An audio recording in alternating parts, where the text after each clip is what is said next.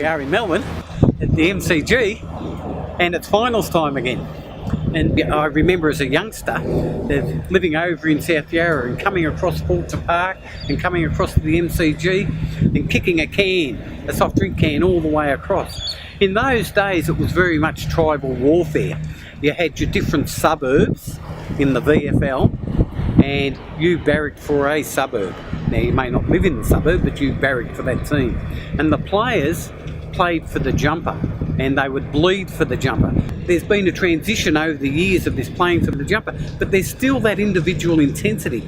And what's happened is, as opposed to you play for your local suburb, or in the country you play for your local country town, to where the players these days have an inbuilt intensity themselves. And over the years we've seen touches of brilliance of players that would rise above the situation to force the game through. And I can remember being there the day Malcolm Blight kicked that torpedo that put North Melbourne in front of Carlton. And whether 60 metre to a 70 metre to most probably now it's a 90 metre torpedo punt to kick that goal.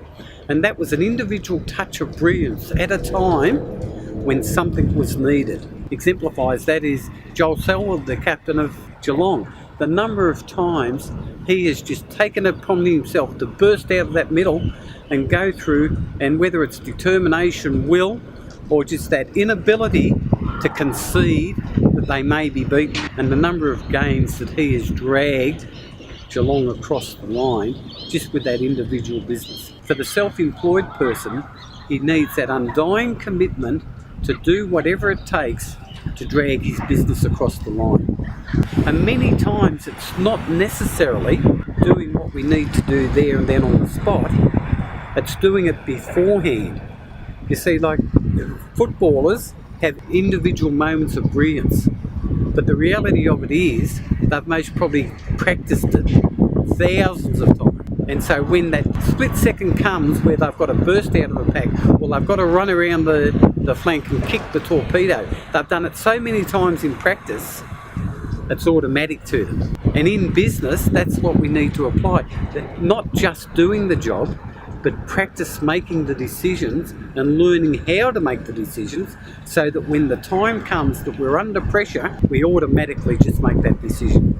And so when we commit ourselves to going into business, we also commit ourselves into learning what it takes to be in business and learning the attitudes and the personalities of people that have gone in the past that have had to make those decisions. A lot of it isn't luck. We say, oh, we're lucky, we're in the right place at the right time. Certainly there's an element of that.